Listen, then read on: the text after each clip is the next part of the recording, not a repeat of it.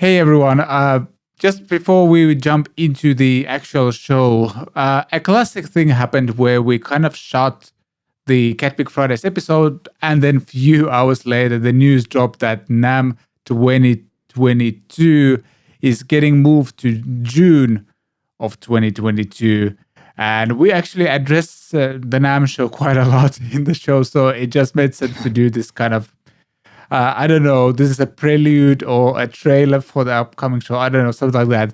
We quickly want to talk about the implications of this decision by NAMM, and then we'll jump to the show itself. And yeah, personally, this is actually kind of exciting news. Some people know that we have a baby coming in our family in a month or so, actually. And you never know what kind of baby it will be. Maybe we'll sleep just fine, maybe not, and all those kind of things add stress. And like preparing for something like NAMM, like getting sponsors and planning the travel and all of that, it's a lot of work and a lot of stress. And the fact that I don't have to do it now is pretty awesome. Plus, June would be an awesome time to go there. Like timing wise, things kind of wind down in Finland at that point anyway for summer, so that'd be great. And yeah, Rich, what are your initial thoughts on this? My initial thought was, what perfect timing, because we literally filmed our episode a few hours before this was announced, and we did do a segment. Well, we actually, at the start of the show, we talked about NAMM 2022, and we ended it saying, fingers crossed it's going to happen. We think it can. And of course, now we know that it can't, and it's been moved to June. And I have mixed feelings about it. On the one hand, it's probably good in terms of COVID. You know, winter is more difficult than summer. They can probably make an event happen in summer. But there's a few things about it where it kind of makes me wonder about the implications. First off, it's going to be in Anaheim from June the 3rd to the 5th. So it's going to be hot. So for Europeans like us, for the Finns, you guys are going to melt. So yes, there's going to be that aspect of it. It's going to be summer. And like you said, in Finland and also in Germany and in parts of Europe and in America, people will be starting to wind down for the summer. So I think that it's probably going to be peak Disney season, and it's going to be kind of the times that American school kids finish school and college and stuff. So it's probably going to be a lot more expensive for people to stay there during that time. That's just a guess. That's just my first kind of thought there. The other thing is that it's happening in June, so Summer NAMM has been cancelled in Nashville, which I think probably makes sense. Summer NAMM happened in 2021, but it was, by all accounts, a pretty sad affair. There weren't that many people there, and yeah, I think they've probably taken the decision that to have them in one combined event in Anaheim is a good idea. But the other thing that I kind of noticed pretty much straight away, that it is June the 3rd, 4th, and 5th. So that's a 3-day show. And when I think about it, if the same amount of people, or roughly the same amount of people, want to go to the NAMM show next year, they're going to have 100,000 people across 3 days instead of 4. So that could mean that it's even busier for people. I don't know if that's going to be an issue. I suspect that not that many people will go compared to previous years, but 3 days instead of 4 means, more condensed people in the same spaces. I also wonder if exhibitors, companies, like the one I work for, Blue Guitar, will have to pay for 1 day less of exhibiting costs. It'll be interesting to see what happens there. That'd be a classic thing to do, like the same cost but less days. Yeah, exactly. And when it comes to the company thing, of course, as well, many companies have been building up to launch products in January at the Winter NAMM show, as they always do, including the company I work for, Blue Guitar. The Ampex would have been scheduled to be released at Winter NAMM 2022. Will we now release that product in January with no show? With no kind of publicity-rich event happening in one place? I doubt it. That's something that we're going to have to talk a lot about over the coming days and weeks. But when I spoke to Thomas briefly last night, he straight away said, well, this would give us 6 more months if that's what we wanted. So I can imagine that a lot of companies will start to say, yeah, we'll think about releasing stuff over the spring and maybe at NAMM itself. But not all companies can afford to wait 6 months. That's quite a long time. And the other thing is, I've just realized, by the way, I had quite a lot to say about this. But the other thing is, it's going to be a question for me of how many companies decide that they still want to do the show at all. We were hearing rumors that some of the big boys were not going to be going to Winter NAMM 2022 anyway. And it's like, well, if it's going to be happening in summer now, why don't we just coordinate our releases and do things the way we would normally do on our own? And we don't even need to bother with the show, because realistically, what are we going to benefit from that? There is the whole buying and selling side, the whole industry, business, getting things done side. But in terms of marketing and launches and stuff like that, that's something else to think about. Yep. Yeah. Yeah. And interesting to see, like, is this a one-off thing, or will, for example, well, I've felt for a long time, like, based on what I've heard, the Summer NAMM was kind of dying anyway, or like it was a way more smaller scale event at least. And I don't know, does this mean that the NAMM will now happen once a year in June, or will they move back to normal schedule next year? Who knows at this point? That's something interesting to follow. And something that I actually also noticed was he the CEO of NAMM in the email all of us got? I think he's the CEO of NAMM or something like that. Yes, NAMM president and CEO. He was like, he was mentioning like influencers in his video as well, like all the influencers gathering there as well. And like, that was interesting. I guess they finally realized that there's a ridiculous amount of YouTube and social media people at those events as well.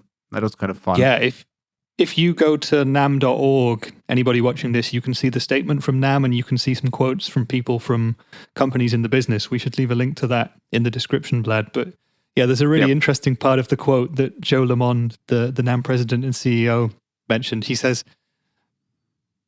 we couldn't do it in winter 2022, so we've moved it, and we think this is going to be a great opportunity. And then he says, I imagine this gathering will have the kind of impact of a Beatles moment or the introduction of MIDI. Definitely one you will not want to miss. So make of that what you will. I'm not sure it will quite be a Beatles moment, although there were some controversial and less popular Beatles moments throughout their career. But true, I really hope that it can be like that. But yeah, we wait and see. We wait and see if it can even happen in June. There are some nice quotes from people from a bunch of companies there. So there's people from Yamaha, there's people from Shure microphones, there's people from Zoom, there's people from Deering banjos, there's people from Hal Leonard, the music publishing company, and the boss of Sweetwater also saying that this is a great thing. So they've got a lot of company support already, and hopefully there will be a lot more, because for me personally, I think the NAMM show is a great thing and it should continue to happen. Yep, true. Yeah, personally, one final point. Yes, go ahead. Sorry, one other thing I wanted to say. You just mentioned it a little bit when you talked about influencers all being there.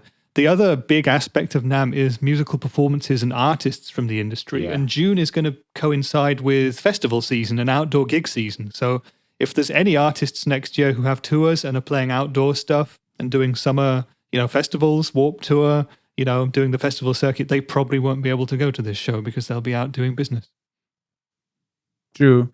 But then again, we might have a chance to catch one of those festivals as well. So there's two sides to that. That is a good point. Yep. Yeah. Though we might, like, Rich and I have kind of talked about maybe like attending like an NBA game. So at least, unless Los Angeles is in the finals or something like that, or like deep in the playoffs, that will probably not happen this or like upcoming year. So no, exactly. Just it's a random season. Side note. Yeah, well, I always think about going to an NFL game as well. At the end of January, you're in the playoffs. So it's the postseason. Yeah. You're almost Super Bowl time. And yeah, the mid-season break runs, from spring until about the start of September. So there won't be any NFL happening either. So oh, that's true. Shame in that respect. But shame. Yeah. What do you guys watching all think about NAMM being postponed? Do you think it will happen in June? Do you think it's a good idea to move it or a bad idea? Please write your comments, and I think Vlad and I can discuss them next week. And I think a lot of other people in the business, in the industry, will be weighing in with their opinions too. So it's going to be a really interesting discussion. And it's going to be really kind of exciting to see how this pans out and how it works for companies as well. Yeah. Yeah, definitely. All right. So there's the kind of pre-show notes. Now to the actual show. Have fun. See you there in a second or two.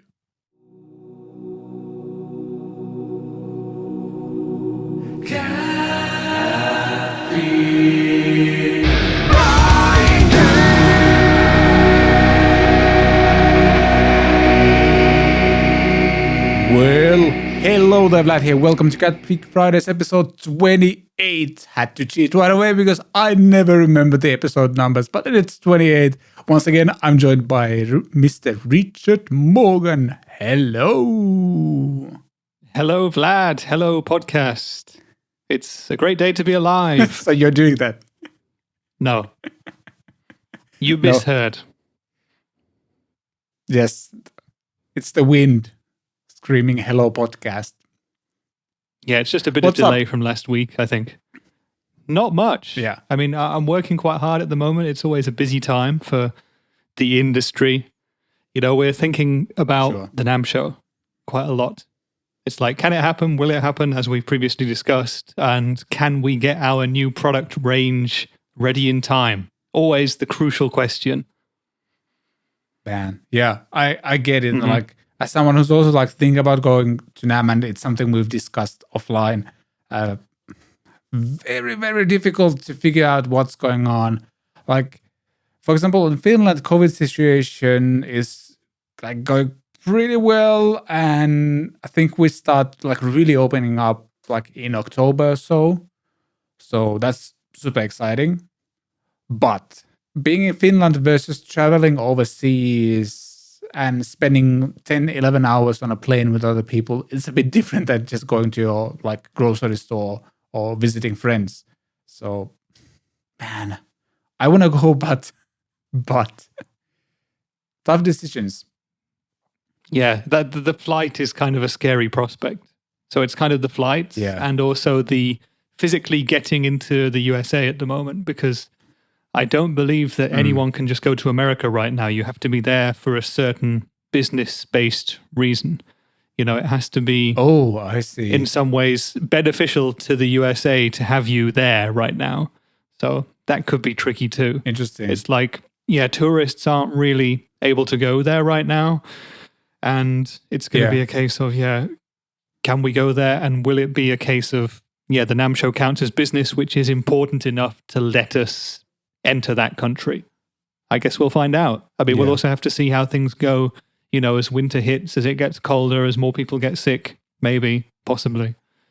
We'll have to see. We'll play it by ear. Yeah, that's how it is, I guess.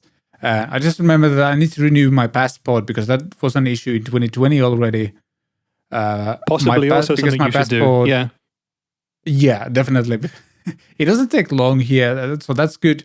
But last time, so 2020, January days, when I traveled, my passport was like, there was like 3 months or so left. And I guess that's some sort of a red flag for like border officials and such, because I had to fill some extra forms because of that, because my passport was only valid for like 2 months. Yeah, that's always a problem. Yeah, so, definitely get a new passport before you go. Yeah. Weirdly enough, like I just filled the form where I kind of put in all of my data anyway, and then they just let me go. So I'm not quite sure what it was, but yeah. Need to do that, definitely. Even if I don't go, it's not expensive, and if it happens, then I'll at least have the passport. But yeah, as I mentioned, like I'm also kind of planning all of this, and we'll see how it goes. There's a lot of ifs, sort of speak. Yeah, exactly. Yeah, actually happen, but it would be awesome. It would be really awesome. So it would be awesome, and if there is any really chance that I can go, I will. Yeah, and like it still feels weird to be amongst a lot of people in general. Like I mentioned last week that I played at the church again, and there was there's 100 people like capacity limit, and even that feels like whoa, people, lots of people. Yeah, that's a lot of people right now. It's weird because we've been so isolated from everything for the past year and a half. And so these situations that we just totally took for granted before or were just completely normal, now they're just strange. and hard to manage. And Yeah. I think a lot of people sort of panic now when they're stood in a big line or when they go to a concert or a sports event or something. It's bizarre, but we'll have to get used to it again. And yeah, hopefully we get to do that in person at the NAMM show. Fingers crossed. Yes, exactly.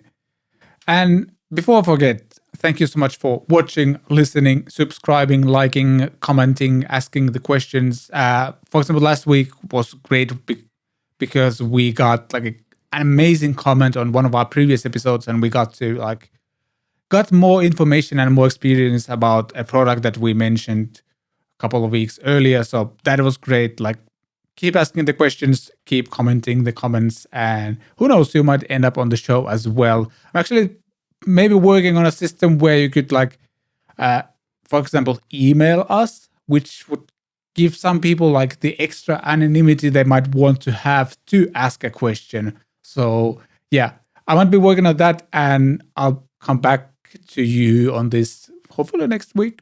So we'll see. And also, I want to remind you that this episode is also available on Apple Podcasts, Spotify, Podbean, and what else? I always forget the timestamps. If there's a certain segment you really like, there's timestamps in the YouTube video and also in the description of the podcast. And today we're going to dive into some gear, some pedalboards being revealed.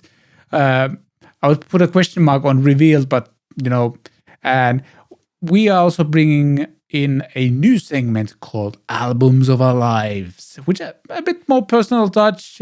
Each of us every week will share an album that has been like a huge thing for us over our music enthusiast years, something like that. That's not a thing, but maybe it's a thing now. But enough of me babbling here and trying to remember everything that I need to say. Let's dive into recent happenings right away and talk about some Boss Waza Air things first.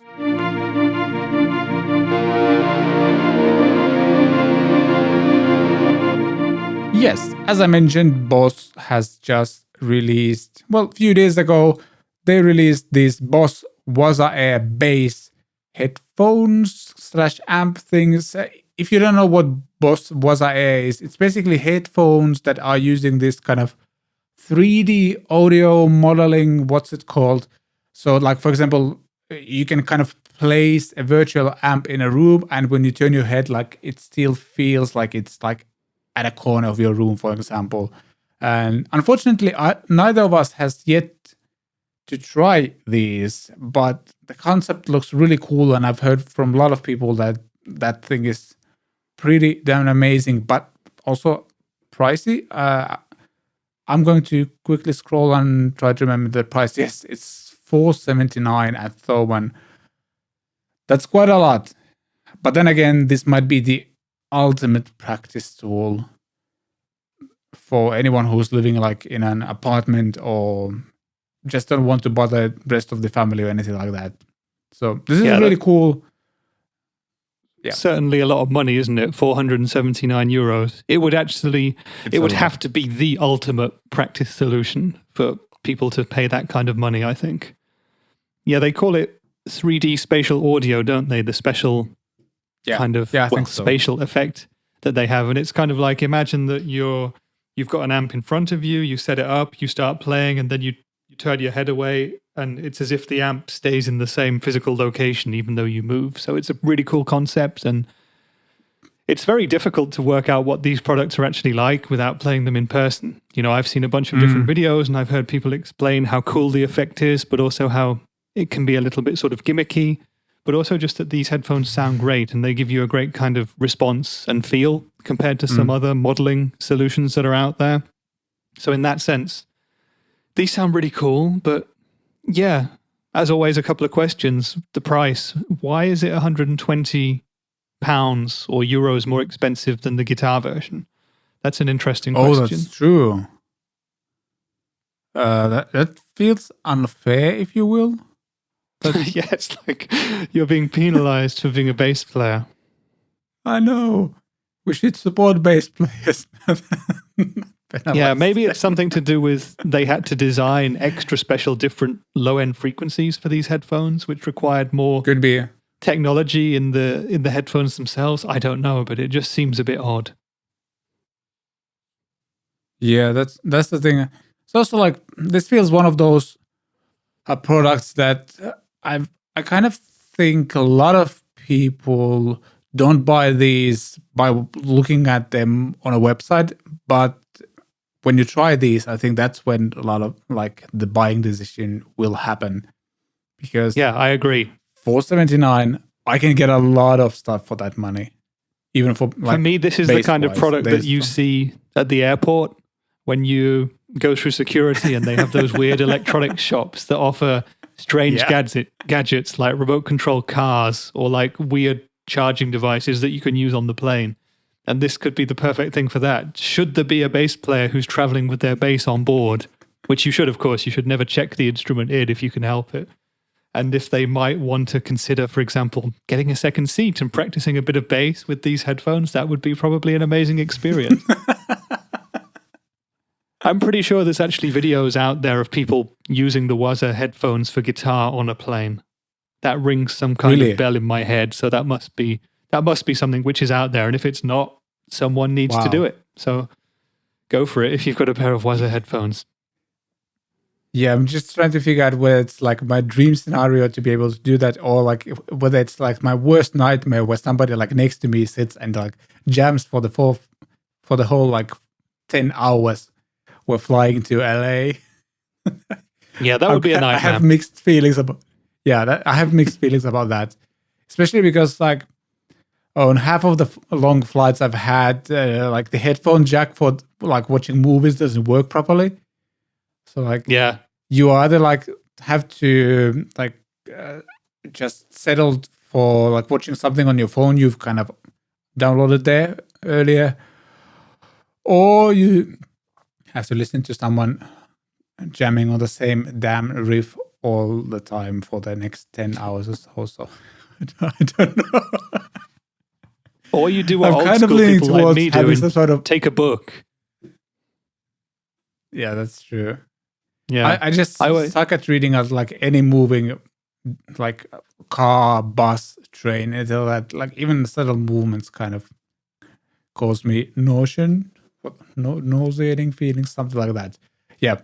Okay. Just have trouble reading on a moving. Yeah, interesting. I have that in cars, but not on planes. And on trains, it's kind of in the middle. So on planes, I'm good to read. So that's nice. Although if you can watch movies, I think that's always better. But anyway, we digress slightly.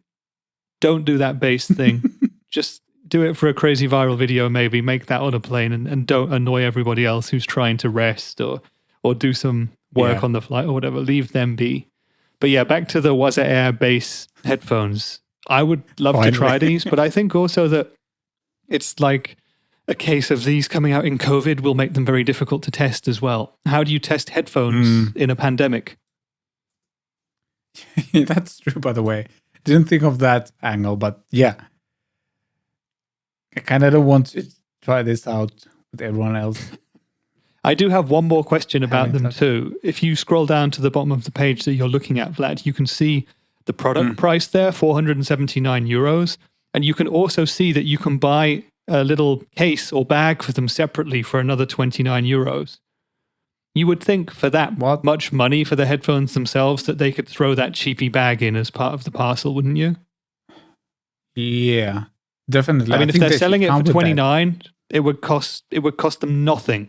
5 or 10 extra maximum to add to the product price, but they could throw it in for nothing when you're paying almost 500 euros for a set of headphones. For me, that's a bit of that's the thing. Like, that's a bit cheeky. Yeah, like my orange headphones, those are the wired ones. They have like wireless ones as well.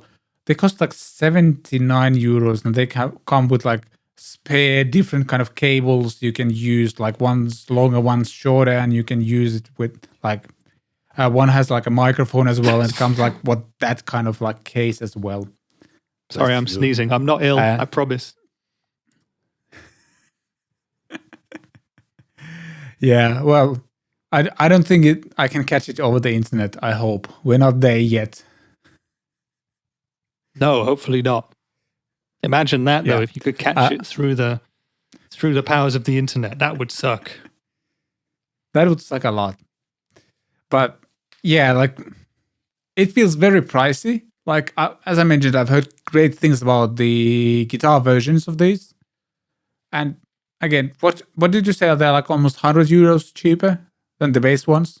Well, in this article, it says they're £120 cheaper, and I checked the prices online, and they're about $350, $360, and the bass ones $479, $480. So that's a big price difference, and I would really like to know what the reasoning for that is. Yeah, because this way the headphones plus the case is €510. You can buy like a bass and a very decent bass combo with that money. Yes, absolutely. So you've really got to want to choose these headphones as a specific solution over other things. I mean, of course, for $360 for the guitar version, there are, you can buy amps for $350. You can buy modelers. You can buy quite a lot for $350 as well. But, coming close to $500, that's a much bigger investment, in my opinion. Yeah. Interesting. If you who are watching or listening have either the guitar version of these headphones or the bass version now, we would love to hear what you think. What made you buy those? And yeah, would you actually recommend them? Because I would love to try this out, but during the pandemic, trying out headphones 100 other people have tried doesn't feel like a good idea. Especially my family has been sick for the past week or so. So somehow I'm still doing okay, but yeah, I don't want anything like that right now in my life. I actually don't think there's any moment when I want that in my life, but especially right now. So yeah, that's a lot of money. And again, maybe my mind changes right away when I get to try these. So I'm like, okay, yeah, this makes total sense. I would definitely pay the €500 for these, but we'll see. Yeah, interesting thing. I mean, definitely something to try out if we can at the NAMM show, for example. But it feels to me like it's going to be a hard sell at that price point. Yeah, definitely feels like that. But let's move on to the next thing. ESP announces the new Alexi Laiho. That's how you pronounce it. It's not Alexi Laiho. It's Alexi Laiho. Learn to pronounce as Finns do. Finnish lesson number 1 today. Yeah. Alex is, of course, known for his band Children of Bodom, and just before his passing, he passed in December 2020, I think, or early this year, very early this year, from he had a medical issue, and yeah, he was very respected guitar player, all over the globe, very well known as well, and I think his ESP signature model / LTD signature model is probably one of the top 3 sellers of all time for ESP. I don't have the data to back this up, but those guitars sold like crazy in early 2010s. They were everywhere. So yeah. This looks a little bit different from the previous. Yeah. Go ahead. Are you familiar with his signature series? Have you played the previous models? And is this something that you would buy, this new one? I am familiar. I was pretty close to buying one in my true heavy metal teenage years. So 2005 maybe. Something like that. I would be 2005, I would be 16, 17 at that point, I think. Yes, I think that's how math works. I was really close to buying one of the LTDs. So, but then I didn't buy one because everyone else had one of those. You could see these guitars in church bands and everywhere. So, yeah. These actually look a bit more like the Jackson signature he used to have, or he first played Jackson guitars, again a V shape, that looked a bit like this. And now they came out with an ESP and LTD versions. Yeah, I don't know. Somehow it looks a bit more like Jackson. I think maybe I just remember it wrong, but the older one was like a slightly smaller body. And speaking of which, like some people know that I have the Jazzmaster project going on, and I go to a local luthier to build it every few weeks or so when I have time. And last time I was there, like one of these types of guitars was there for repairs, because as you can see on the pictures, like there's really long like upper horn and like the lower horn, and I think like 30%. This is just my like guesstimation. Like 30% of all the guitar luthiers in like between like 2005 and 2010, like probably like 30 to 50% of their repairs were like fixing people's guitars who had like LTDs and ESPs that they had hit when trying to do the Alexi Laiho tricks with their guitars and hit those corners into like a wall or a chair, anything like that, and there were always cracks or like a horn would break or anything like that. Because I can saw totally so imagine many that. because I saw so many repair shops like fixing those, like repairing those. So. Yeah, I've never played one of these kinds of guitars, but we've talked about it previously. I've played Explorers before, and when you turn around, you hit stuff, and if you're unlucky, you break stuff, you crack stuff. But yeah, these guitars, they have kind of a white sort of almost arrow chevron type design on it. Almost looks like they're pre-broken. So the first time you smash it on the top horn, that first bit down to the white line will break off. The second time, the next bit will break off, and then you're down to the minimum part of the body there. So I quite like that. So it's kind of like a puzzle guitar. It's just like you can take off the different horns. Yeah, exactly. It's nice. They're very expensive, these guitars, by the way. I've just seen the prices. Yeah, it's kind of hard to avoid the feeling of like ESP is kind of taking advantage of his death, I guess. Because like... You think? Okay. In the past, the cheapest models were like $400 or $500 or so. These are like $5,800, $2,500, and $1,600. That's a lot of money. 5,800 is the handcrafted version. Sure. But that's 5,800. You're up in whatever you want territory. You're up for a custom built luthier thing. You're up for a Gibson custom shop model if you want. You can buy vintage guitars for that much money. But in terms of the metal realm, like this, because this is obviously very much a metal guitar, I can't think of that much else off the shelf, which is going to cost about this much money. This is one of the most expensive guitars I've seen in that genre.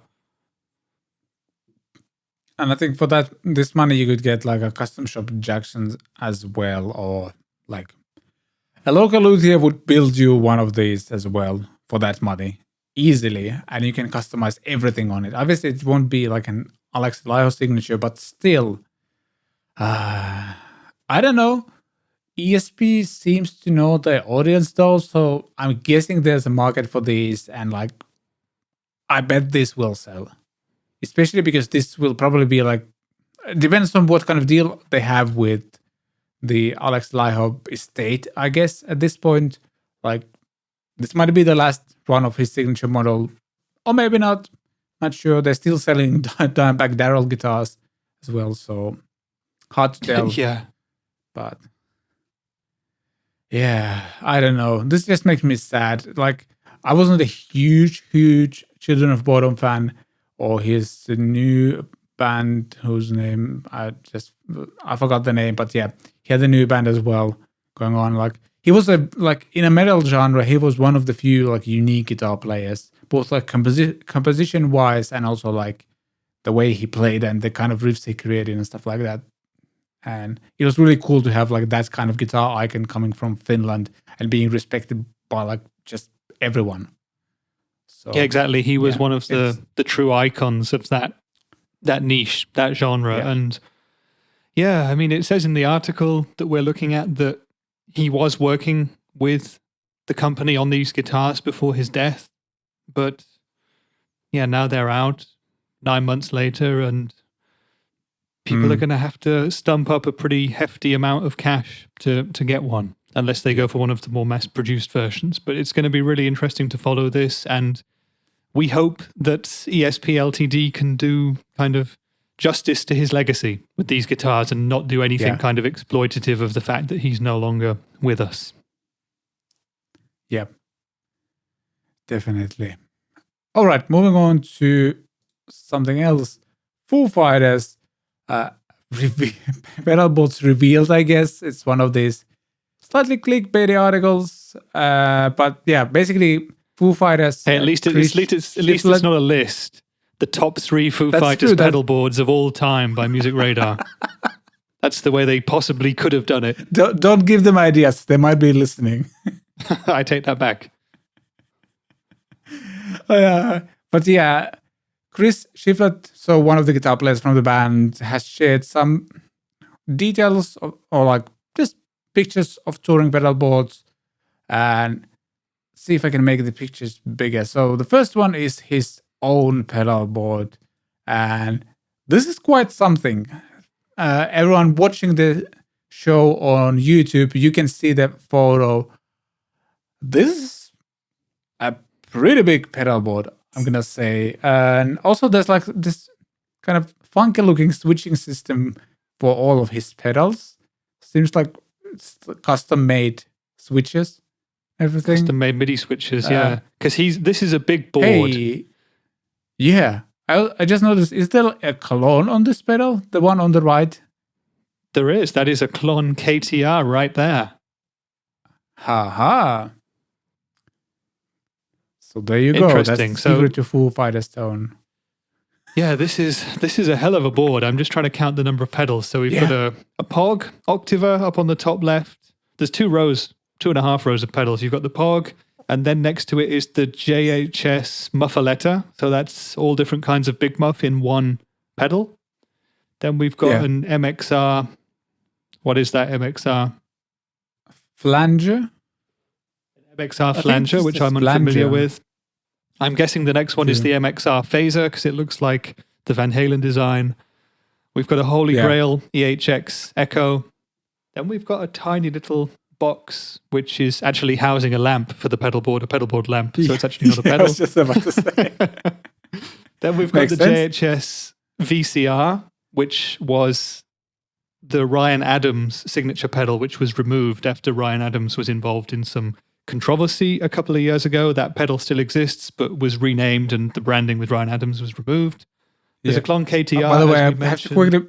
Sorry, I have to quickly also mention that Ryan Adams was like, what's the word, like cleared of all the accusations sometime later. Actually, I think. Yeah, I mean, unless it's always controversial to talk about this kind of stuff, but yeah, he was. He was. You know, he did some stuff which I guess could be seen as being regrettable. And I don't think we should go into the politics or anything like that. That's not what this show is for. But yeah, he was one of those people who was accused of stuff. Stuff happened. You can read about it on the internet if you wish to. And he's, lost his association with JHS pedals. And he seems to have been not that active as a musician since, which purely from a musical perspective is very sad because he was and is an incredible musician and made some amazing records, but there we go. Let's I'm a big leave that to the side. Big fan maybe of his music, so yeah, definitely. All right, back to the pedals. Yeah, back to the board. So after that, we've got the Klon KTR on the right, and on the middle row, we've got some interesting stuff. We've got a Boss Waza CE2W chorus pedal, and then we've got 2 Strymon timelines, if I'm seeing that correctly. Oh, that's true. 2 Strymon timelines, and one of them is labeled Friedman, and one of them is labeled AC30. And there's an AB switcher elsewhere on the board, and another switcher labeled AC30 and Friedman, so we can assume that he's using a 2-amp setup, he's got an AC30 and some kind of Friedman amplifier, and he's just got effects which run through one of the amps as opposed to the other. So there we go. Yeah, and then there's a Lely switcher for the 2 amps there. TC Electronic Polytune pedal, another switching device, and down on the bottom row we've got a 1, 2, 3, 4, 5, 6, 7, 8, 9, 10 button what looks like a custom-made MIDI switching device. It might not be, but it looks very cool, very functional. Next to it is an EP booster, a Boss FS5L switcher, an SP distortion or boost pedal, which is made by the same company as the EP booster, Exotic Effects. I'm not really sure what the SP does. And then there's is that a volume pedal? Could be a wah. I'm not sure. There's not a lot of wah in the Foo Fighters, except in I'm going to guess it's actually a wah pedal. There are some solos with, and I think he pretty much plays most of the solos in the band anyway. So I would say it's a wah pedal. Yeah, I can remember immediately remember one song with a wah in the lead. So yeah, okay, but yeah, massive board, lots of pedals, very impressive. Yeah. The kind of thing you would expect a guitar player in a band like this to have. In my opinion, so anyway. This pedal board to me is like, for me this pedal board is like a good mixture of like switchability, but also kind of having like a hands-on feel, so to speak. Because the switcher he seems to have is like a loop switch in a sense, like you turn on one of the buttons on the switcher and then it kind of puts that pedal in the loop and then it takes it out. So I'm guessing there's no like presets or anything like that. It's just like makes his life easier so he doesn't have to tap dance as much, at least during a live set. Then there's also like a pretty big patch bay going on the like top right side of the pedal board as well. There's like A, B, something, switches. So like when he arrives to like a gig place, just put the cables into the like patch bay, so to speak, and then you're good to go. So that's really cool. I've actually had something like this as well, like not to this extent by no means, but like I've had this kind of manual switches. And that was before I started to sing in a lot of the live sets. Once I started doing the singing part, I kind of gave up on all of this. I just don't have the foot accuracy or time to like hit several buttons for the next section of the song and sing at the same time or get ready for my harmonies or anything like that. So I don't think he sings in the band though, so he might have a bit more time to do this. I'm pretty sure he does backing vocals, doesn't he? I mean, I know he's got his own projects where he does lead vocals, and he's a great singer. His own stuff is kind of like much more sort of southern rock, bit country-ish. He's very, very good. I like him a lot. He seems to be a really top guy and a great player. Yeah.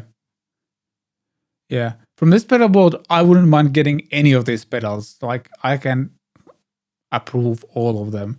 I'm actually interested to would love to know where in the Foo Fighters repertoire he's using the POG. Is this shifting up or is he shifting down? Is he adding like an octave up? That's tricky to think of. The only song I can think of where they're playing in a really low tuning or anything like that is Stacked Actors. But as far as I remember, that's true. That is just a standard guitar with the low string tuned down to an A. And I remember that because that was on the There Is Nothing Left to Lose album, and that was one of the first tab books that I ever had because I loved that record and I loved the guitar stuff on that record, Yeah, so that was down to A. I can't, off the top of my head, think of any real octave stuff that they do. Maybe he's recreating like an organ sound or something. I also have to say that the last probably 10 years, I haven't really listened to any of the newer Foo Fighters stuff. So, it's possible that they've done a song in the last decade which features octave effects. Perhaps someone watching this can tell us, because it's definitely something we should listen to. Yeah. I've over the past 10 years, I've liked a couple of songs from each of the albums. So I think, but then again, to me, Foo Fighters has always been a band where they have few amazing songs on the album, but there's very few albums I absolutely love. But when you see them live, they have so many hits to play that who cares? Yeah, it would be the same for me as well. I mean, I love a couple of their early records. There Is Nothing Left to Lose is probably my favorite. And the debut and the one in the middle, the name of which I've forgotten right now, but the one with Doll and Monkey Wrench to start it, that's a great record too. But yeah, the sad thing about the Foo Fighters is I used to, in my kind of earlier days of being a very arrogant kind of music snob, I used to accuse bands that I previously liked and had gone a bit more mainstream of just turning into like a Foo Fighters ripoff. So I used the Foo Fighters as being like a generic rock kind of version that good bands could turn into if they wanted to get more successful, which in a way is a backhanded compliment. And, the Foo Fighters were and are incredibly successful for a reason. They write great songs. But back in the day, I was a little immature idiot, and that's what I used to say. But there we go.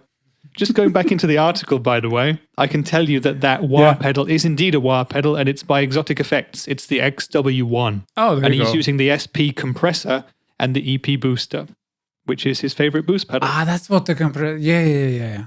Yeah, I didn't realize the SP was a compressor for some reason. Yeah.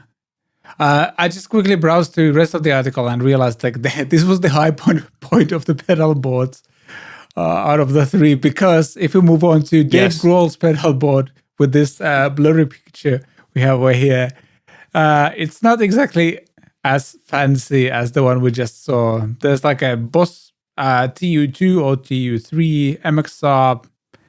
That's probably a flanger as well. I think it's a Phase 90, isn't it? Yeah. Then it's a blurry MXR orange pedal. It's orange, so it must be a phaser, right? Yeah, I'm pretty sure it is. Then there's two Boss digital delays. I think that's DD3. One's set up in one way and the other one says Aurora, so that might be for just one song. Yeah, it's for the song Aurora, which is also off the Nothing Left to Lose album, and which has a very kind of, very well, for me anyway, personally, an iconic delay intro on the guitar. And I guess that he needs that setting specifically for that because the repeats fall in time with the music. And yeah, he's got that one pedal for that one song. Why not? Especially he still has a lot of room on the pedal board anyway, so why not? Then there's, I think that's the SP booster again. Oh, no, sorry, the ESP compressor. Yeah. Yes, that's true. And then there's, I think I'm reading custom audio electronics foot switch. I'm guessing that could be a MIDI switch for amps. Yeah, but could also be just like a regular switch without the MIDI part. I'm not sure what amps he's using. Was there any mention in the article about that? I don't think so. No, there isn't. Yeah. But it's nice and simple. And I mean, he has to concentrate on vocals and just rocking out. So keep it simple, as Dave does. Yeah, and Makes I mean, a lot of sense. Dave Grohl as well, he does such an amazing show. You know, he's an incredible showman. He's never just standing in front of his microphone doing stuff. But, you know, when he's singing. And when he's playing guitar, he's moving around, interacting with the crowd, interacting with the other musicians. I don't think he'd have time to be, you know, tap dancing around, switching between different effects. Yeah. And he also doesn't seem like a guy that he would have like someone on the back of the stage, like switching for him or anything like that. Doesn't seem like Dave Grohl to me either. Yeah. Moving on to Pat Smear's pedal board. This looks very Pat Smear to me because he's like he's a punk rocker. He's like a true punk DIY rocker. punk rock. Yeah, and this pedal board definitely looks like that. There's a Voodoo Lab pedal power supply, Polytune for tuning. The Electro Harmonics. What is that pedal? It's a Neo-Clone chorus pedal. Ah, I see. And there's a Boss flanger. The BF3. Yeah. Yeah. And that pedal is what looks like. Could it be a carbon copy? Yeah, it's the MXR carbon copy. Yeah, exactly. Is that there's some sort of like DI box? Is he playing like acoustic guitar or anything like that in the live set as well? Why does he need a DI box? It would depend on what they're playing, I guess. Yeah. I mean, they have a bunch of And acoustic then songs there's and even acoustic Mastermind LT switch, and that's definitely a MIDI switcher. There's a MIDI cable running from it. Yeah, that's a MIDI switcher. Yeah, again, there's a lot of space on that pedal board. It kind of looks like he had recently had other pedals on it, and they got ripped off for some reason. Yeah, there's excess cables on the board, I think. So keep it simple. I mean, we don't know how simple or not simple stuff is after this MIDI switcher. So maybe there's some sort of like amp switching going on. Is he switching between amps, or is he switching channels on an amp? Anything like that. I assume he's switching between amps because I think they all have multiple amps. By the way, I just Googled very quickly the SGI 44, which is the radial box on the top left corner of the board. And just according to the radial site, the SGI 44 is a line driver for guitars and basses that connects to the JX 44 to allow a remote pedal board to be connected without signal loss or noise. Oh, really? So that's what he's doing there. It's not a DI. It's not for any acousticy stuff. Yeah. So it like makes sure the signal goes to the pedal boards properly, or from the pedal board to the amps to properly. Reduce noise. Yeah. Yeah. Yeah. So some sort of like buffer / impedance thing. Cool. Yeah. Makes a lot of sense. They play huge arenas, and the cable runs are pretty crazy. So, yeah, I guess seeing these it would be awesome to combine that with like knowing what the amp setups are, because then we would get the whole picture of like how huge or how simple their production is. I'm guessing it's fairly huge because it's a big band, and like they need to sound huge as well. So there's probably like everyone has multiple amps going on and stuff like that, because that's how you get a huge sound.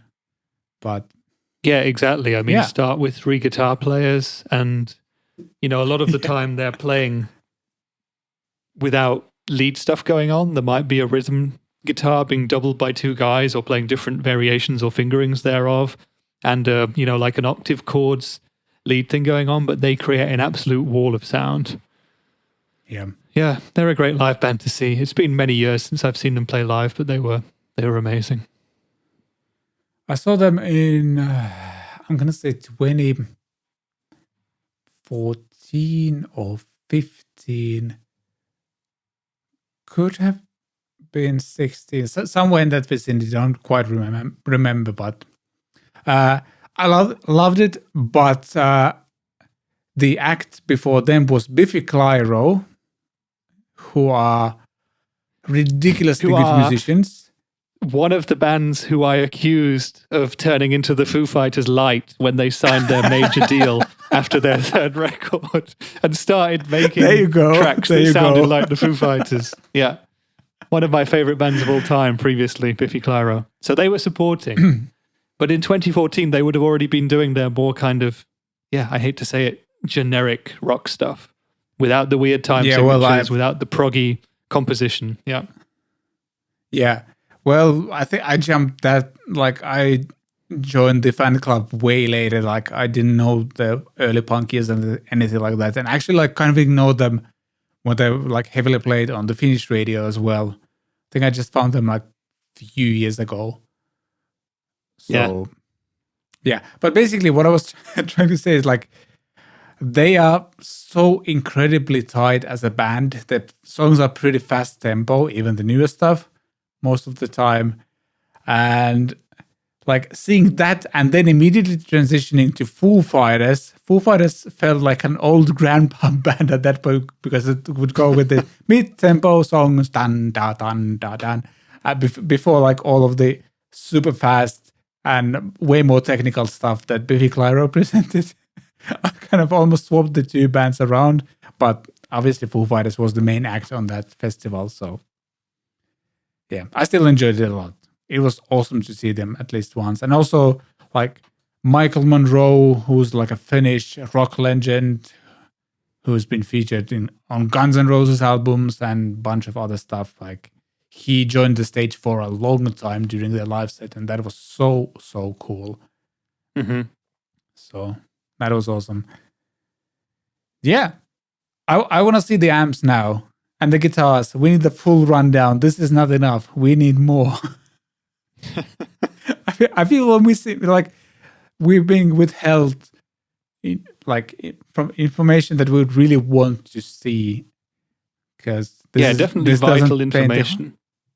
like how many guitars they have per guy. Like, do they swap guitars for every song or for just some songs, or what's going on?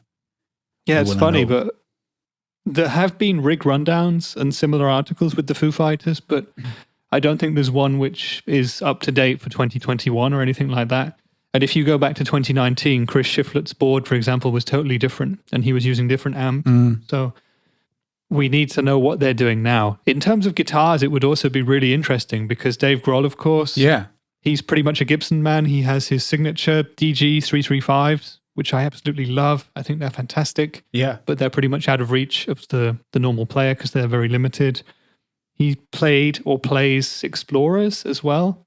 And Chris Shiflett has his signature Fender Telecaster Customs, which also look like amazing guitars and tick almost all of my boxes for getting one, but I never have.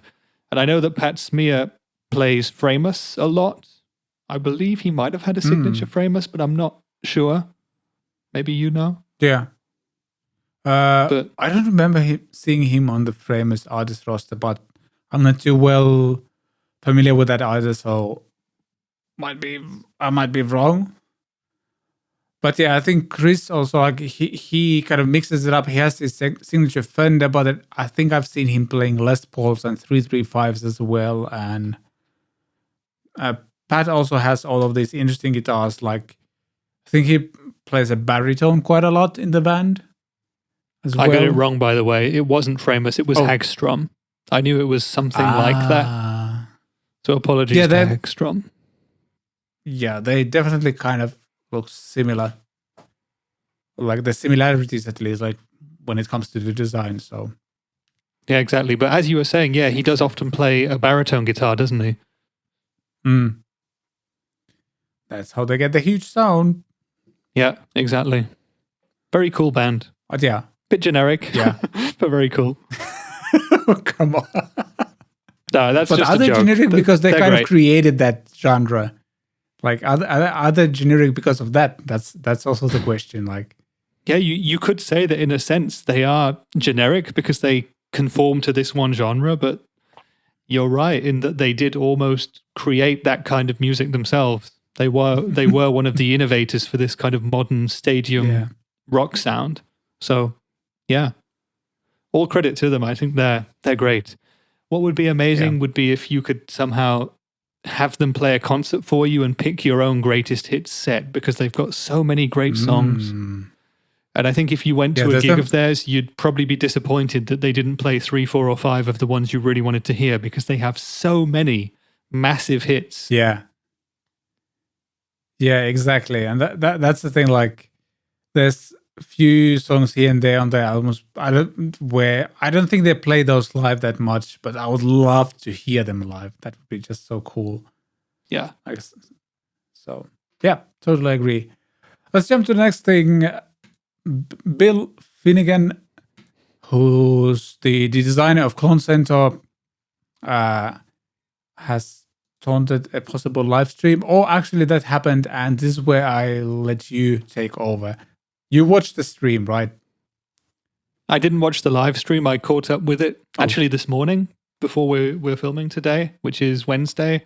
And he ended up doing the live stream last night, which was Tuesday, September the 7th.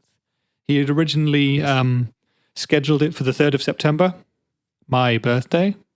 Coincidence? I think not. But he postponed it, unlike my birthday, and he postponed it then again for Tuesday, the 7th of September, and it happened. And I think a lot of people were very excited to hear what Bill Finnegan, creator of the legendary, iconic Klon Centaur and KTR pedals, would have to say.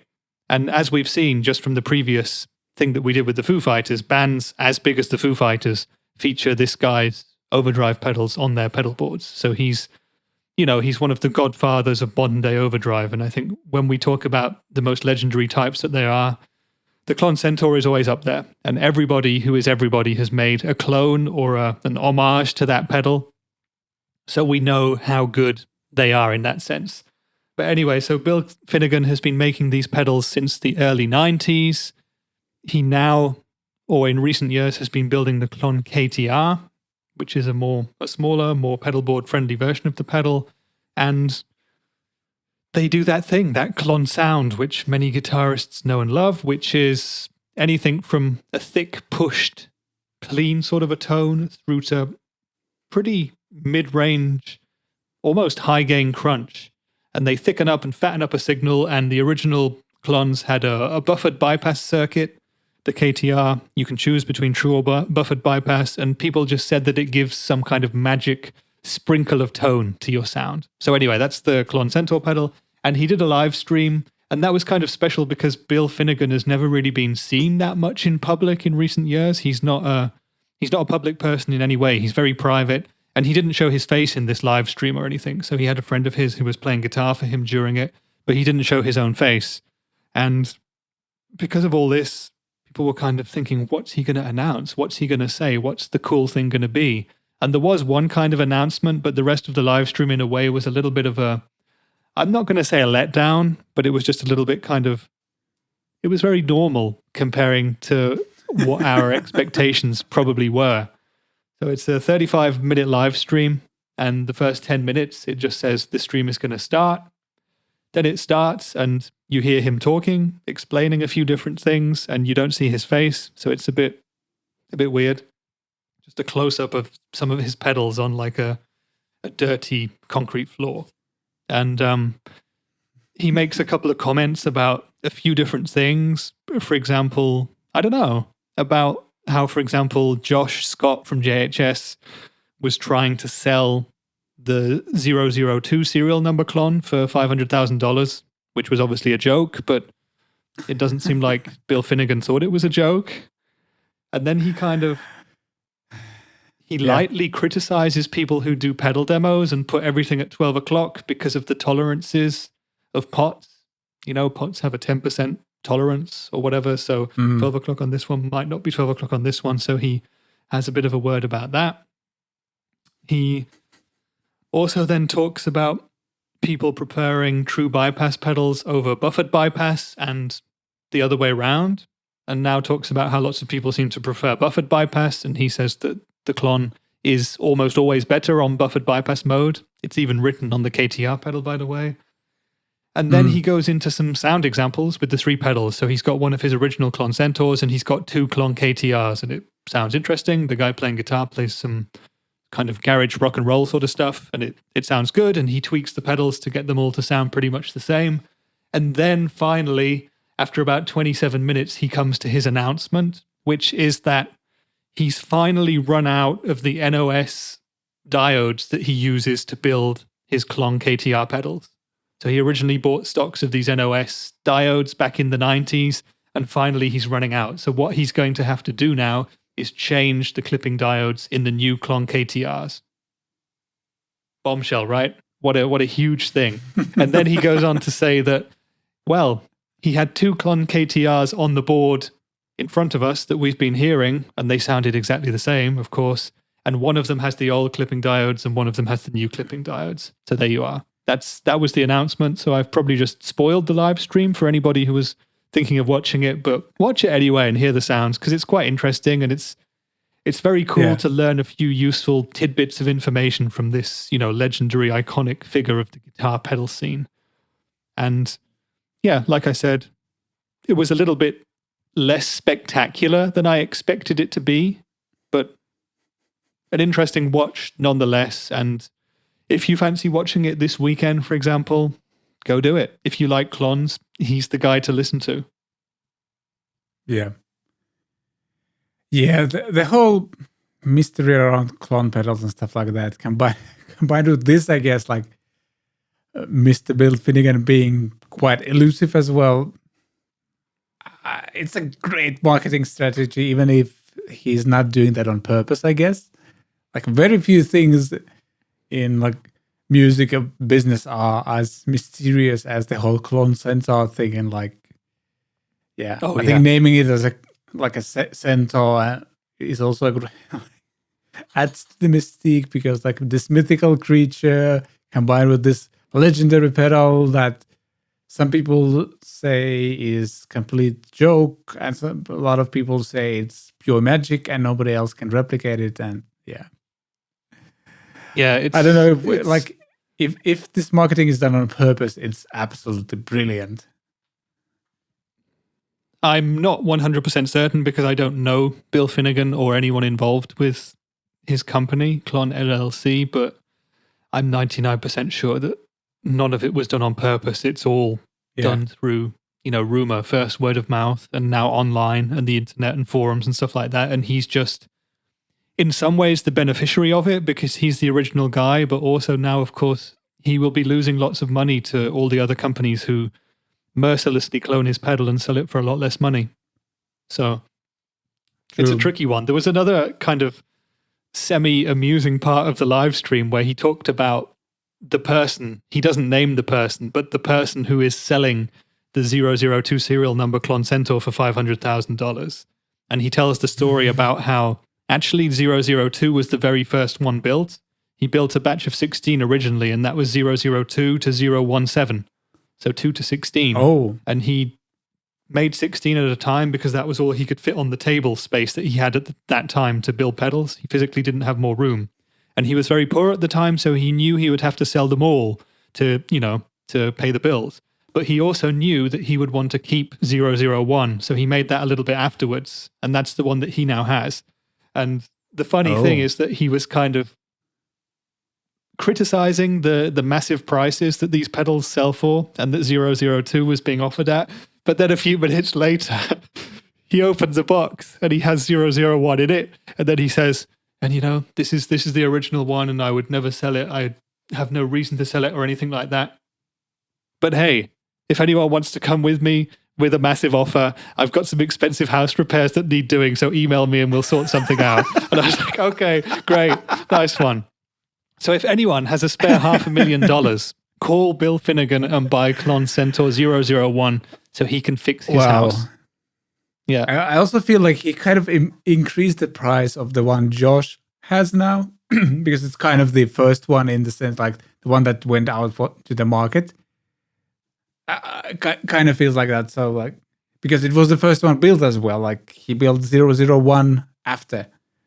So yeah, it's interesting, isn't it? But I mean, he knew what he was doing at the time. And I guess he also could never know that these original serial number pedals would ever become so ridiculously expensive because, every sane person knows that it's absolute madness. What's gone on with those prices? It might sound like I'm making a bit of fun of this live stream, and I'm kind of laughing with it in a way, but I'm really, I say everything I say with the utmost respect. I love my Klon Centaur homage pedals. I love the circuit. I love everything about it. I love the mystery and the mystique. I love the online discussion and videos and everything that goes on around this pedal. And it was kind of funny watching the live stream, but obviously I wish Bill Finnegan all the best with everything that he's doing. And I hope that people don't turn against him because he's having to change the clipping diodes in the new Klon KTR. And I hope that he gets to carry on, making a decent living from actually selling this pedal because he's one of the few people in the last few decades who's come up with what is a decent semi-original overdrive pedal design. There aren't many, but the Klon Centaur is pretty much in its own category. Yeah, definitely. Yeah. Yeah, really interesting stuff. Like, I think I've owned a couple of different like Klon Centaur type pedals. One of which was, I think, fairly close, like design-wise as well. From what I've known, like the one I had, I didn't actually like realize at first that goes for the Klon Centaur sound until like somebody told me, "Hey, yeah, that's like a Klon Centaur type of thing." I was like, "Oh, really? So this is what it's about." And I like that pedal a lot. Just didn't quite know how to use it at that point, like with the setup I think was going most for. people seem to use it in a way that you would use your Pure Sky pedal. And the Pure Sky is more like a Timmy pedal, but it's kind of like as a clean push. It just thickens up your original tone and gives you a little bit more of what you had while retaining the character of your guitar and amp's tone. So it's one of these mythical transparent overdrives that people get so excited about, including me. And I think that Yeah. pedals like that are great, but there are other ways to use them. And in this live stream last night, Bill Finnegan had all of his Klon pedals on 100% full-on gain the whole time. So there you go. That's how he uses them. Yeah. Now we know. And people That's do the only also way to say use that them. with the Klon pedal, with the Klon circuit, you need to have the gain up past 2 or 3 o'clock all the way to full to take advantage of those magical clipping diodes as well. Because if you just use it as a clean push and the gain is down, they don't even get activated in the signal. I think I've seen a JHS video where Josh Scott explains that. Interesting. Mm. Yeah. We are going to throw a link to the live stream in the description of this show as well if you want to check it out. So, like, this got me curious. I guess I'll end up watching it later today, actually. Yeah, it's not going to take that much of your time. It's because it's true. a 35-minute video. The first 10 minutes are a black screen. He talks a little bit. They play a little bit. It's interesting. It's fascinating to hear these kind of live thoughts unedited from one of these figures in the industry without seeing his face. Yeah, definitely. Mm-hmm. Definitely. Maybe he is a centaur. Maybe that's why he never shows his face. He's half horse, half man. This whole time he was trying to tell people that he's a centaur. Maybe there's like hidden messages inside the pedals or something. The original pedal was a cry for help. That was it. Help me. I have the body of a horse. I want to go shopping with my family, but I can't. House as well. Because animals are not allowed in the mall. Yeah, poor guy. Yeah, exactly. Well, I did not see this segment ending this way, but we'll roll with it. Next, we're going to introduce a completely new segment. Let's do it like this. We wanted to bring some more personal touch to this show. And this week, I'm going to talk about an album that really, really influenced me in a new segment called Like Plastic on a CD Shelf, These Are the Albums of Our Lives. Wow. This was exciting. This was first time Rich seeing that intro thing. And also, like, I don't know why I went with this, but like I'm referencing Days of Our Lives, so a show nobody under 30 has probably ever seen or heard of. Or maybe it's still running, who knows. Bold and the Beautiful are running for like 40 years now or something. Feels like that at least. But yeah, there's that. And yeah, but the idea is very simple. Each of us will take turns weekly and talk about an album that has been huge for us. And I'm going to start with this one. Let's put it on camera. This, first of all, the album is Once by Nightwish, which is this Finnish symphonic operatic band. And right away, I have to mention that this CD is not a real Nightwish CD. This was bought from Russia. So it's a pirated version of the whole. This came out in 2004. So I was 15, 16, what was I at the time? No, 2004, I'm going to say I was like maybe 15 or so.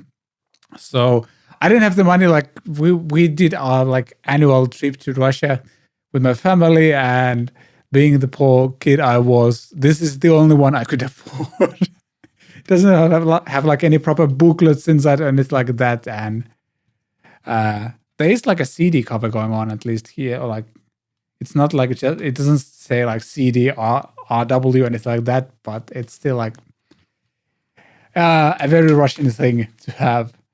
I think I might have bought like some sort of special edition of that album as well, but this is the only one that I found in my CD shelf right now, so we'll just went with that one.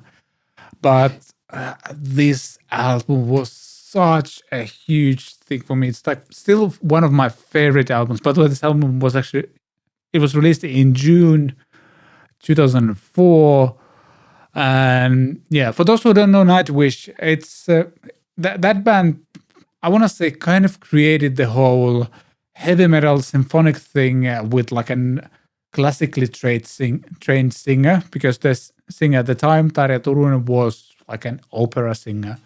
And Nightwish was one of the first, if not the first, to do that. And it was really unique at the time. And this album, to me, this feels like the pinnacle of songwriting, because they combined all of the heavy metal elements, all the classical elements, and kind of at this point they had two amazing singers as well, because Marko Hietala is also the bass player of the band, is also a ridiculously good singer. Like all of those elements come together to form one amazing album. The songwriting is top notch, and yeah, one of my favorite albums ever. And just I still remember like where I was sitting in my aunt's room in Russia, in one of the cities near to Finnish border. We were visiting, and I put on headphones and had one of those portable CD players. Remember those? They were a thing back then. Put Discman. it on. I had one. Yeah, exactly. And the first song, Dark Chest of Wonders, like the first opening heavy riff, and yeah, the 15-year-old me got chills all over the body. It was just absolutely amazing.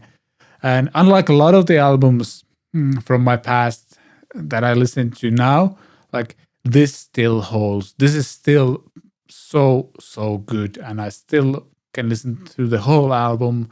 I remember most of the lyrics for all the songs. I remember most of the riffs for all the songs. And yeah, one of my, I'm gonna say this is top 5, maybe in top 3 albums ever for me. So yeah, are you in any way familiar with Nightwish? Nope. Cool.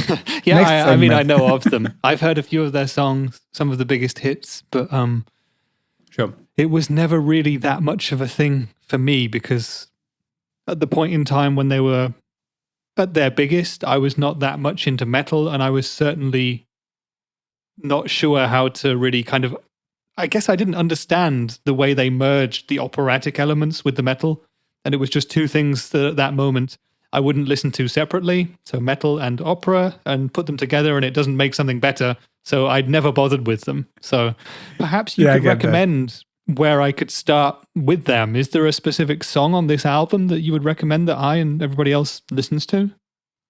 Let me think. I'm going to cheat and look at the song listing. Like if you would start with, well, Nemo is the like probably the biggest hit from this album, but I would probably go for the Ghost Love score. It's one of the longest songs, and I think that's where the whole operatic thing and everything kind of really comes together. So yeah, start with that one. So not the easy hits, but like the kind of heavier stuff right away. Yeah. Okay, I'll give it a go. Yeah. But also, like, I think this was the first. Yeah, go ahead. You know, when you bought the album from your Russian pirate people, that you might not have got the real album? You could have been listening to it for 15 years not knowing that you got something different. Yeah, that's true. I probably need to show, like, I'm not going to have that as one of my, like, albums of my life, but I have a Bon Jovi album which is called Bon Jovi 2000. And it's like just random collection of Bon Jovi songs. And I think they really, like, It's My Life was the huge single at that time. So 2000, 2001, I think somewhere in that vicinity. And yeah, it's just random collection of like Bon Jovi songs. And some of the names of the songs are just like hilariously misspelled on that one. I'll like bring it to the next show. Just like remind me to show that in the next show. It's so good. And I actually need to check because I'm not sure. Like on that album, I think some songs might be wrongly named as well. But at least with this one, it does have all the songs it's supposed to have. So that's good. Very cool. Isn't it also weird to think that there will be some younger people watching this episode who will have no idea what we've talked about when you said CDRW or something like that. There will be, younger teenagers even today who've never owned an album on CD. They're more likely to have a piece of vinyl because that's the cool thing to collect nowadays. Bizarre, isn't it? Yeah, kind of. There's definitely something of owning like a physical copy. Like, this is way more unpractical. Like, if I want to go for a run or anything, like, I'm not going to have a CD player in my pocket or anything like that. But like having a physical version of an album, there's just something really cool about it. I don't know. I'm actually like starting to consider maybe I should start buying like CDs again, because a lot of the stuff is still available on CDs, and it's also a great way to support the artist. And I just need to get a CD player, actually. That's something that I'm missing right now. I'm kind of... I've been toying with the idea of getting like some sort of CD player and having it like at the back of the office, so I could play all of the awesome CDs I have. Let me switch to solo view. Nope, I wanted to solo me this time. Yeah, like on the back over there, for those who are watching on YouTube, like there's a lot of CDs going on over there, and some of those albums I have over there, like they're not available on Spotify or anywhere else. So it would make a lot of sense to have a CD player, and I probably need to get one. But yeah. Yeah, I also have CDs from, like regional bands that I'd seen or in some way been involved with from when I was younger. And those tracks, those artists, those labels, they don't exist on Spotify. So you generally can't find them. You might be lucky and find them on YouTube or something. But yeah, for artists like this, you need a CD player. Yeah, definitely. And yeah, like some of the songs from this album are still like the top hits on a Nightwish live show as well. So, for example, that Ghost Love Score, I think they still like to end their set with that one. It's like a big operatic, epic thing at the very end. I think it's a great song to end the show as well. So I can see why that's happening. And I think like Nightwish is also like responsible for a lot of other bands then going into orchestration stuff in their music, because they started like, this was the first album they had, like where they had like a proper orchestra going on as well. Before it was like keyboards and maybe a little bit of something going on, orchestra or like a choir maybe, but this has huge choirs, huge orchestra, all of that. I think they mentioned that the album cost nearly 250,000 euros to make. Actually, like, and if they included the music videos, it was like 1 million. But then again, Nightwish might be the best-selling Finnish band on artist of all time. So I think they had the means, but still, 250,000 euros. It's crazy. Yeah, when you think about how modern records are produced, it's probably very rare these days to have a record that costs that much money. Yeah, but definitely. Back in the day, bands used to spend so much time in the studio. I read quite a lot about, the great rock and roll acts of the 60s and 70s, and they would sometimes spend months in a studio. From the original Beatles albums, which were recorded in half a day or something, through to bands spending 6 months in the studio in the 70s and 80s and stuff. It was insanity. Yeah. Yeah. And these days we can do a lot of it at home if we want to, with great results. Yeah. Yeah. Or if you're Metallica, you spend a whole year with a super expensive producer writing the Black Album. Although you might say it was worth it, but still. So, actually, like Anger, we mentioned, which you might not say was worth it. Yeah, but I think most of the expenses went to the therapist at that session. I'm gonna say, and the guy who produced the snare drum. Yeah. Shots fired. Yeah, but I mean, I'm gonna say like with Black Album, somehow YouTube recommended me. Well, maybe because we had the Kirk Hammett thing as a weekend watch recommendation. It was last week, a couple of weeks ago, I got a YouTube recommendation, like a mini documentary about the Black Album, and yeah, I kind of feel it was worth it. It pushed them to a new kind of heights, I'd say, songwriting wise. So sometimes that can be good, but then you hear all the stories like some band works on an album for ages and ages, and when it finally comes out, it's like, yeah, maybe you should have taken less time to put this out. Yeah, So, I mean, there's that. back in the day when the Black Album was done, that was the way that bands did it more often, and it was normal to spend time in the studio. And the concept of, for example, if we wanted to do a song together, we could just do it. We'd send things backwards and forwards through the magic of the internet, and you'd be able to produce it to a, basically a professional standard. Even I'd be able to produce it to a fairly decent standard using plugins and using tuition videos from YouTube and stuff like that. And back in the day, that wasn't the case. You had to go to places to get the best equipment, to get the best people behind you, to get the best sound, and to hone your sound as well. It was a totally different era. It's one which I would quite like to have lived in a way, but on the other hand, being able to produce music at home now for such a small price to such high quality levels, I think that's the way to go. Yeah, but of course, back then as well, that was the era when bands sold a lot of records and made money off records as well, so they could afford to get big advances and spend that in the studio and then recoup it through massive tours and massive sales of albums, which these days bands don't have the luxury of. Yeah, definitely. But then again, like, I personally don't think I would be invited to a studio to do anything like that. And now I can do all the music I want, but here in my home studio, so that's pretty amazing as well. So there's two sides to that, definitely. And like also like smaller artists can actually like break through because they can do everything completely independently or work remotely with someone as well. So that's really cool. Yeah.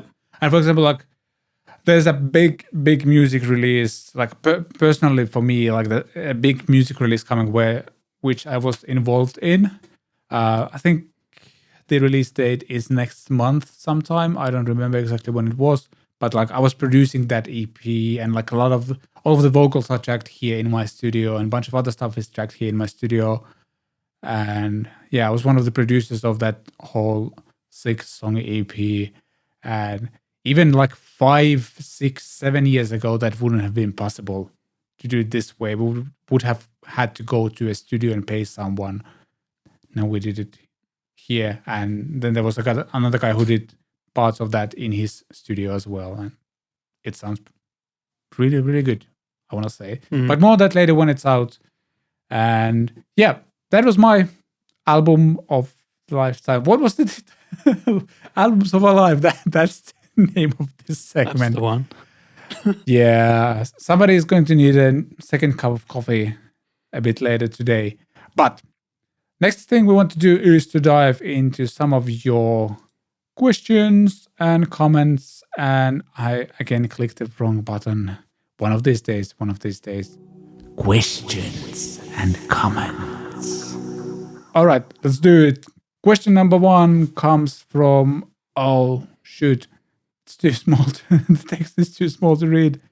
Let me zoom in. Yeah, ABC on the Ibanez AC HH versus HSS guitars with Tom Quayle. So that's from 42 Git Street, the first one. So 2 years ago, 3 years ago. How does time work?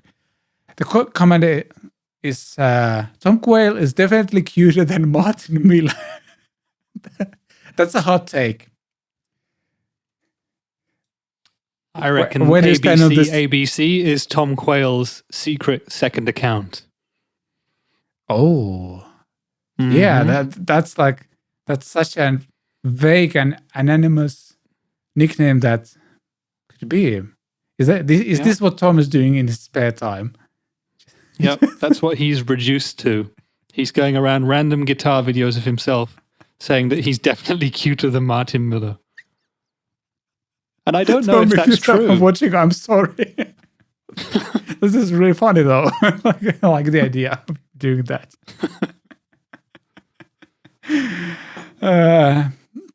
we both know both of these people, so I kind of feel it's better that we don't like we don't take sides, or does each one of us take one side, and then we'll see if there will be like some sort of epic fight at NAMM 2022 between four of us.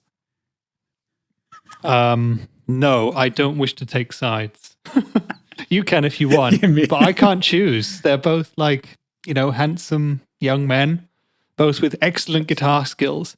I guess I will say that maybe Martin wins because of his beautiful vocal capabilities. I'm not sure Tom sings. Or if he does, not on camera. Not on camera, at least. But maybe yeah, he's an amazing singer. Yeah.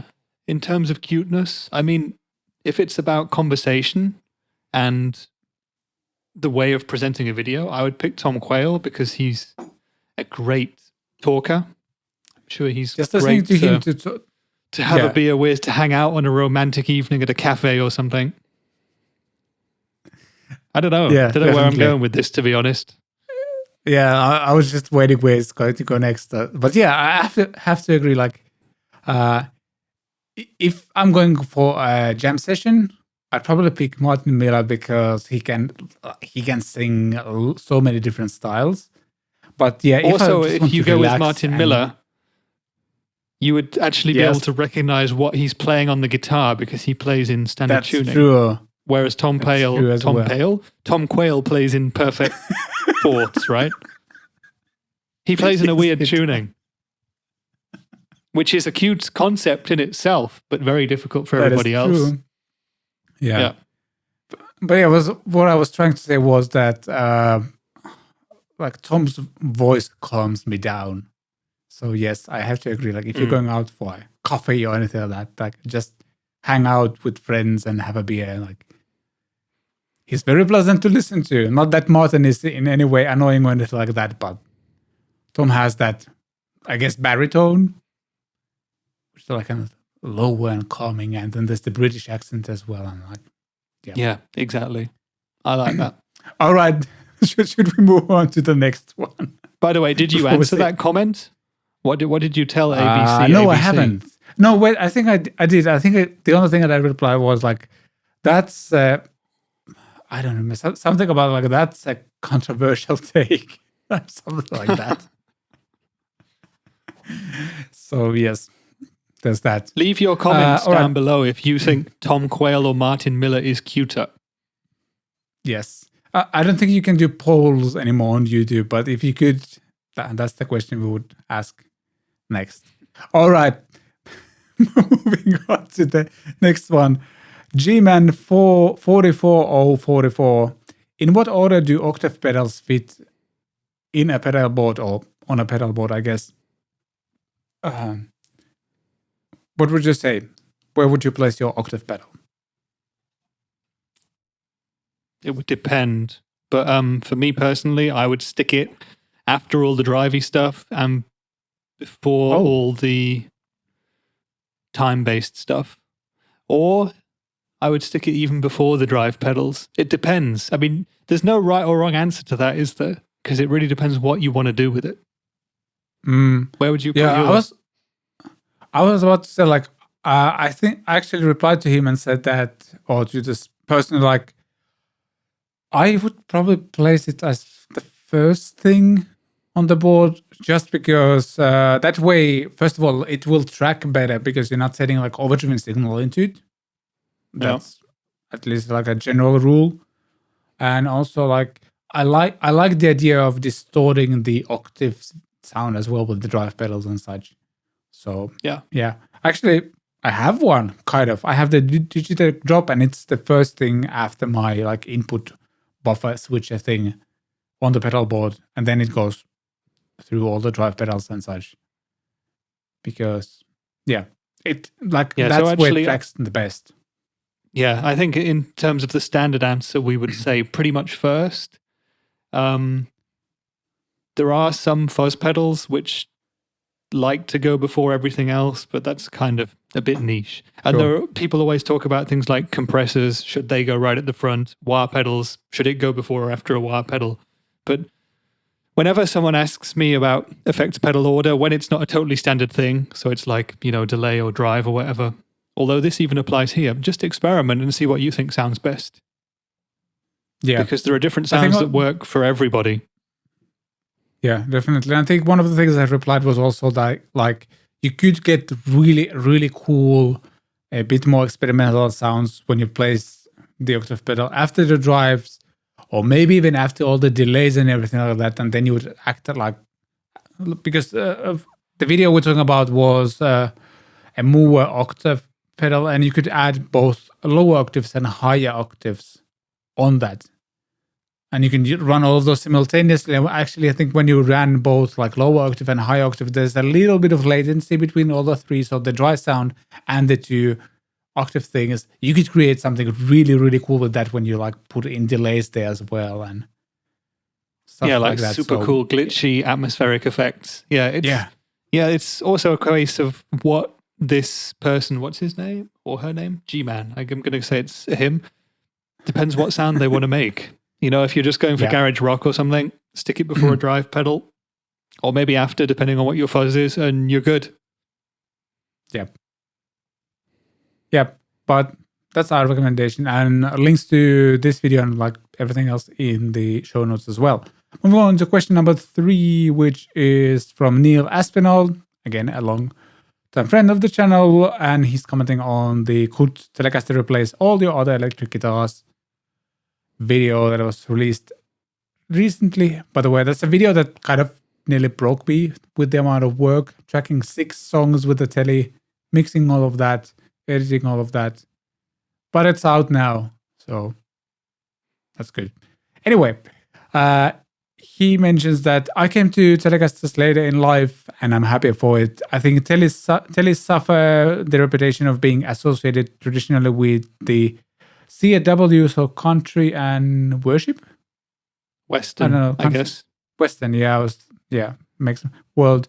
The truth is, telly bridge pickups are usually more rounded than the Strat bridge pickups, which is broader. In fact, many people, including I, ignorantly think that tellies are not rock machines, ?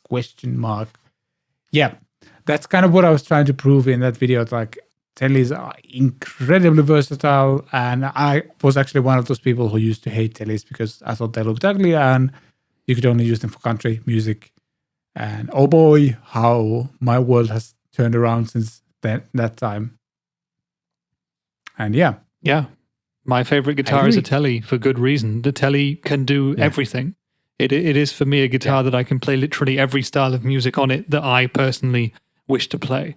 Sometimes I'll pick up the Les Paul because I want the humbucker sound, but you can do basically everything, including metal with a telly. Also, what's wrong with country and western?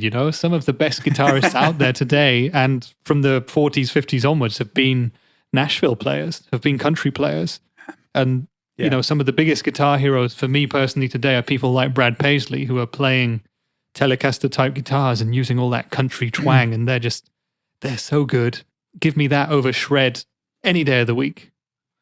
But Neil is also right, because Telecasters are a little bit typecast in a way, and Strats are not. And I totally agree that I find a telly bridge pickup, it cuts, it's bright, but a Strat bridge pickup, if you don't tame it, is far less usable for me personally. I know tone is a taste thing and everybody thinks about it differently, but I'm 100% agreeing with Neil there. Yeah. Definitely, it's like I'm gonna say punk rock or like pop punk wave in like early 2000 or like late 90s, early 2000s, especially. Probably did a lot of good for tellies, because a lot of those bands, I remember like seeing Sum 41 and Blink 182 and any other punk band with some sort of like numbers at the end of their name. Like a lot of those guys play tellies. And I think like that was the first time I was like started to think, okay, maybe this is not just a country thing. And obviously then with YouTube, people use all kinds of guitars. But and I mean, I personally, I love indie music as well, and the Telecaster is a massive guitar in the world of indie. Yeah. Similarly to Fender offsets. I mean, Strats you do see in indie as well, but for me personally, it's the telly. And I used to see so many great bands when I was younger in the punk and indie worlds using tellies, and that is what drew me towards them. Yep. Right, moving on to the last question, or more specifically, a comment. Living Room Gear Demo says, the good old adjusting pedal knobs with your toes. We all do it. Yep, true. In this video, I adjust my pedals with my toes because I'm lazy and try to reach my pedal board with my hands while also having a guitar in my lap. Nope, ain't gonna happen. I have my feet. I can use them. Why not? I don't agree. I don't. So you don't do that. I mean, no, I don't think so. No. I use my hands because I can. I'm not really someone who turns the knobs that much once I've found the settings that I like. Yeah. You know? So I've got pedals where I'll spend some time dialing them in with my hands. When they're new, I'll find the sound that I like, and then I'm good. And I use my foot to turn them on and off, of course, but I don't twiddle the knobs with my foot. Because why? I was always really scared when seeing Steven Wilson play live and messing around with his pedal board because he's barefoot on stage. And I'm just thinking, oh, that's true. I number forgot one, that. You're probably going to bleed all over your board at some point. And number two, hygiene. But we all have our personal choices, don't we? That's true. Maybe he has someone with a spray bottle that disinfects the whole pedal board after every show or something like that. I would do that. Yeah. Yeah. Yeah, for me, maybe. it's one of the reasons I do that every now and then is that when I sit here in front of the desk, a lot of the time when I'm recording, I'm hearing my guitar from these monitors over here, and the pedal board is underneath the desk right over here, and leaning there and tweaking the knobs while I'm also trying to listen to the sound coming from the speakers. It doesn't work really. I need to be able to hear properly. If I'm underneath the table, it really affects how I perceive the sound. I will probably turn the treble way too high or anything like that. So that's why I sometimes use my feet to adjust the pedals. Yeah. I usually don't do that on camera, though. This was one rare exception. Yeah, I'll give it to you and Rick. I'll let you do it. I'll say it's okay. But for me personally, I have a setup where I'm often sat and I have kind of, one of those boards that you can display pedals with. So it's kind of almost vertical. Hang on. Let me just fetch one. Rich just went to get a pedal and he'll be back right Something like this. One of these vertical Marcus Deluxe boards. And I can stick a pedal in it like this. No Velcro on this one, so it's not going to stick real hard. This is a New X Horseman, by the way, which is a Klon Centaur homage / copy or whatever you want to call it. But yeah, it's so hard to line up a product with a camera when you're kind of mirrored and stupid like I am. Yep. But yeah, this is what I generally have, and it means that I'll set this up kind of almost at eye level for me if I can with cabling, and that's the way I would do it. Also, with mini pedals like this, good luck trying to turn one of these knobs with your foot and not turn the rest at the same time. That is really tricky. Yeah, having on that pedal, I completely agree. So, yeah. It's a good pedal, by the way. Also, you can buy some pedals and you can buy some kind of pedal knob plastic things that are deliberately built to be operated with the foot, I think. So that is also an option. Yeah, I've seen a lot of those in the worship scene. They also have those bigger, colorful things they put on the foot switch itself. And then exactly. That's what I'm talking about. But yeah, the New X Horseman, Klon Centaur clone, and as you were saying, Vlad, a very good pedal. Very affordable, very well built. Has 2 different Klon Centaur circuits in it, the gold and the silver ones. And I think we both have videos about that pedal. We actually do. So if you guys want to watch them and hear how this one sounds, I guess you're obligated to put the links down in the description now. So yes, it's more work for you. I'll have we mentioned so many links here that I probably need to rewatch the whole show to remember all of them. But that's part of the job. So I'm more than happy to do it. And time to dive into the last thing in this show. Again, I'm failing with the switching one of these days. Yeah. jumping to everyone's favorite segment for the weekend watch. Watch it. Video. It's not like you have anything else to do. Yeah, this week's weekend watch is I'm gonna call this Rick Beato in the void because I love pop punk. I love what they're playing. Like it's Rick Beato's top 20 pop punk songs of the 90s.